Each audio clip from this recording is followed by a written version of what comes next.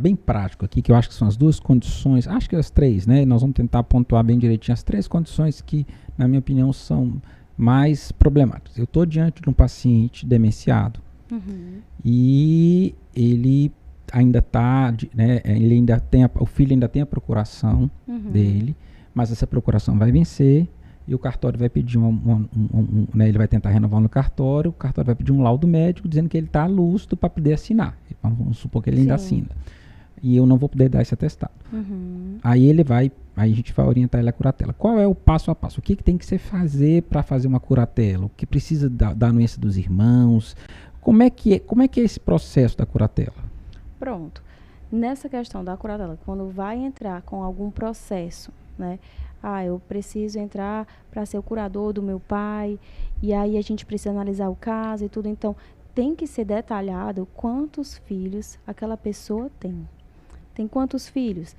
Tem 3, tem 4. Então, vai ter que ser detalhado nesse processo para poder ser colocado, né, de forma clara se todos os irmãos estão concordando. Mas se eu não concordar, como é que faz? Se não concordar, tem que ser informado. Olha, tem o filho, fulano de tal, não concorda. Então, ele vai ser chamado também para poder esclarecer, né, os motivos dele, porque ele não concorda. E ele também pode se antecipar, de certa forma, e entrar com o processo solicitando. Olha, meu irmão quer ser curador do meu pai, porém ele não tem essa capacidade, é uma pessoa que, vamos dizer assim, que vai pegar o patrimônio, vai diluir o patrimônio. Então, tudo isso, os filhos, eles têm que conduzir da melhor forma possível. A gente sabe que sempre tem um ou outro que não concorda. Então, ele vai ser chamado também no processo para mostrar, para dizer, e até mesmo para indicar uma outra pessoa. Porque, às vezes, tem gente que não quer que o irmão seja o curador, e também não quer ser. Aí fica, sabe, naquele impasse. Não quero, né? Não quero ser o curador e também não quero que ele seja. É o birrento. E aí não arruma uma solução. Aí só arruma o quê? Problema. Aí o juiz vai ter que conduzir da melhor forma possível, analisar o caso concreto e ver se não teria uma outra pessoa, né, que não seja nenhum nem outro, para poder ser o curador. Aí não tendo, vai ter que agir, vai ter que ter um Mas demora senso. Quanto tempo esse processo todo? Pronto, esse processo vai depender muito também da onde vai cair o processo, cada vara, porque nós sabemos que... O que é vara? Vara judicial, primeira vara com o juiz, segunda vara com o juiz. Então é onde é o juiz e o pessoal que trabalha com ele. O pessoal que trabalha com ele. Aí tem juiz que trabalha mais, juiz que trabalha menos. É porque às vezes na distribuição dos processos tem situações que vai mais para uma vara e aí aquele juiz demora às vezes a despachar, então vai acumulando o processo. Então, quanto mais casos complexos for tendo, ele vai demorando a julgar e aí vai gerando o quê? Um acúmulo de processos e vai demorar mais. Certo. Tem outros que são mais rápidos, mais céleres. E aí é que tá.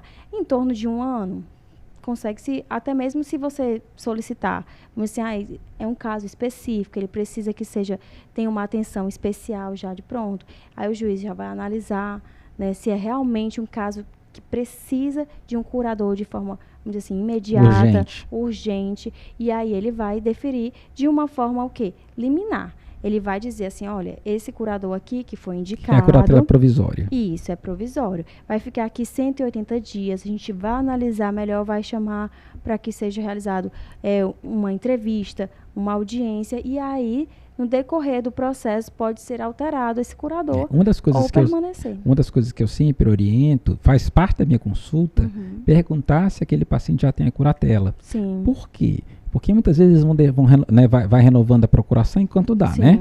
Aí, o que é que acontece? Eles vão naquele jogo, aí um dia a procuração vence. Aí eles vêm me pedir um atestado de lucidez que eu não posso mais dar. Aí eles vão entrar com um processo de curatela, que pode demorar até 2 meses para o juiz dar a curatela provisória e o dinheiro vai ficar preso. Ele recebe depois, mas vai ficar preso. Então, assim, doutor, eu preciso resolver urgentemente. Então, não deixe, se você está nos ouvindo agora e você cuida de uma pessoa que tem doença de Alzheimer, procure o médico, peça um atestado e dê entrada, ou via advogado, ou via defensoria pública, né, se você não tem condição de pagar por isso, mas dê entrada, porque esse é um processo que pode demorar 6 meses até 1 ano para se consolidar. Né? Com certeza. E aí, a partir daí, os atestados que o médico vai dar é simplesmente que o paciente está vivo, porque, na verdade, tem alguém que é responsável legal por ele até o falecimento dele. Não é assim? Sim. Tá, segunda situação. O meu vizinho está sofrendo violência do filho. O que eu faço? É uma situação bastante comum também.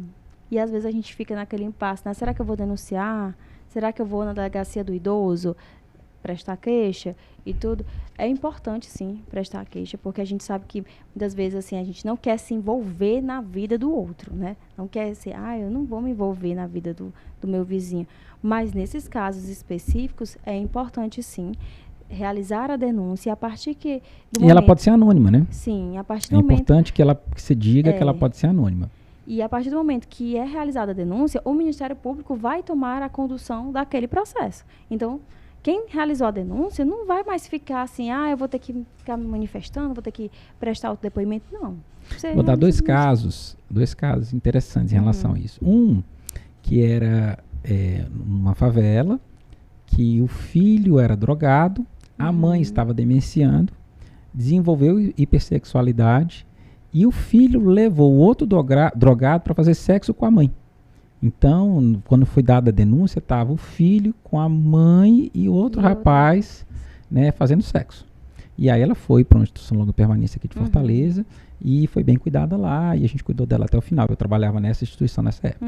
E um outro caso era uma senhora rica da cidade que começou a demenciar e esquecia que a filha tinha dado comida e ficava naquela mania. Então ela saía no prédio, batendo de porta em porta pedindo comida. Sim. Sendo que ela já tinha comido e estava muito bem alimentada. Então uma pessoa fez a denúncia, só que a denúncia não era verídica. Assim, pra cabeça daquela idosa, sim, mas aquilo não correspondia à realidade. Né? Então estou dando dois casos. Um verdadeiro, de uma situação grave, e uma outra que é uma situação onde o próprio paciente, né? Por exemplo, tem paciente que você está tirando o prato da mesa, ele olha para você e fala assim, você não vai me dar comida, não? Já vi situações como essa. Então, é a segunda situação. Então, e a terceira é, eu não tenho dinheiro.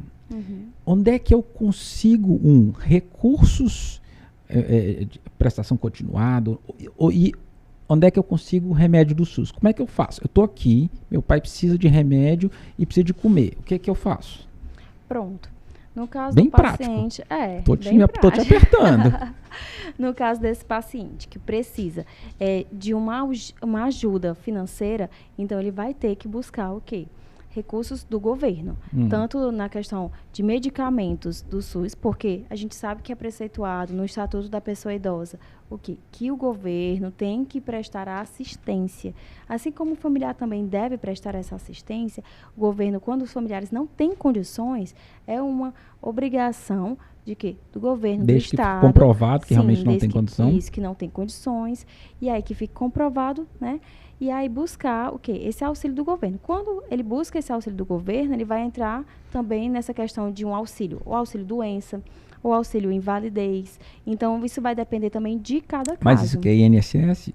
Isso, no INSS. Ele pode buscar no INSS, se for o filho, né? Buscar de forma presencial na unidade do INSS, ou então tentar fazer um agendamento pela internet, né? No próprio site do INSS, fazer um agendamento. Olha, quero solicitar aqui para o paciente, né? Para o idoso, o auxílio doença, né? Então, aí, nessa condução, ele vai marcar esse atendimento. Quando for chegar ao dia, ele vai levar o pai ou então a mãe até a unidade, junto com os laudos, os exames, e ele vai passar por uma perícia. E aí, sim, é que vai ser analisado o caso dele para ser deferido ou não. O que é deferido? Que deferido eu não sei. É aceito, né? Se aquela pessoa tem condições de receber. Indeferido é recusado. Isso, recusado. Pronto, ajudou. Se tem condições de receber. É igual quando o médico começa a falar aqueles nomes muito difíceis, científicos, assim, né? Pois é, a gente fala e nem percebe, nem percebe, Tá. E aí, sendo negado o benefício, então, pode ser analisado, dependendo da situação como um todo, se entrar ou não com um processo judicial. Okay. Porque muitas vezes, entrando com o processo, já consegue esse benefício. Então, na verdade, a gente tem grandes dificuldades no dia a dia, mas é muito importante a gente entender um pouquinho quais são os direitos do idoso, quais são as necessidades que ele tem e o que a gente pode fazer na dimensão jurídica, né, com um advogado ou com o Ministério Público, Defensoria Pública, para que ele possa ser assistido de maneira digna enquanto aquilo depender de nós. É isso? Sim, isso mesmo. de maneira digna, né? E também ter uma vida, pelo menos um mínimo de qualidade de vida que muitos não têm, né? Porque a gente sabe que o processo é demorado, né? Então, há um número de protocolos para poder ele conseguir aquele direito, aquele benefício. Então, tendo conhecimento, já vai facilitar. E aí, sim, agilizar esse acompanhamento também com o idoso da melhor forma possível. Tá bom. Queria que você fizesse as suas considerações finais, né? Foi um espetáculo, muito obrigado pela sua presença. E dissesse o que, né, olhando ali para aquela câmera ali, diga o que você quer dizer para quem cuida de um idoso e que, né, e na parte jurídica, o que você pode fazer, o que as pessoas podem fazer. Pronto. Para as pessoas que cuidam de uma pessoa já idosa e muitas vezes debilitada, então tem que ter o quê? Muita paciência, calma e buscar conhecimento. Porque sem conhecimento, tudo vai ficar mais difícil, o estresse vai aumentar. Então, tendo conhecimento dos direitos daquela pessoa, tanto como uma pessoa idosa, como também uma pessoa que é portadora de um Alzheimer, então é necessário, sim, ter o conhecimento desses direitos para buscar e efetivar essa qualidade de vida da pessoa idosa. Ok, muito obrigado. Ela falou a linguagem do mais sobre Alzheimer, que é a linguagem da educação, do conhecimento. Então, como eu disse no início, a gente tem trazido, da última vez a gente falou sobre remédio, hoje a gente falou sobre direito. Eu estou pensando em trazer uma pessoa para falar sobre sono, outra para home care, e a gente vai falar sobre todos esses assuntos em cada um dos nossos capítulos, né, que a cada mês a gente tem um capítulo novo, e eu acredito que em breve nós teremos uma coleção de muitos assuntos interessantes. Mais uma vez, muito obrigado, né, pela sua parceria, generosidade, e vamos crescendo juntos, né? Melhorando a vida das pessoas e conduzindo a vida daqueles idosos que têm doença de Alzheimer, no que depende da gente, a uma qualidade melhor. Com tá?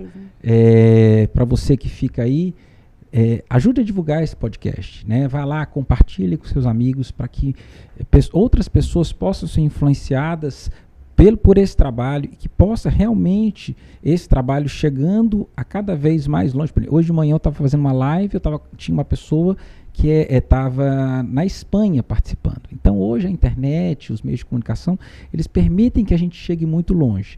E eu acredito que com o crescimento da doença de Alzheimer no mundo inteiro, porque as pessoas estão envelhecendo mais, essas palavras, esses ensinamentos, essa educação continuada que a gente tem feito aqui vai ajudar muita gente. Por isso, faça seu trabalho, seja, entre aspas, um evangelista, um apóstolo, né, dessa boa notícia que é a educação na doença de Alzheimer e ajude a compartilhar esses conteúdos. Um beijo para vocês, muito obrigado pela atenção. Obrigada. E vamos em frente.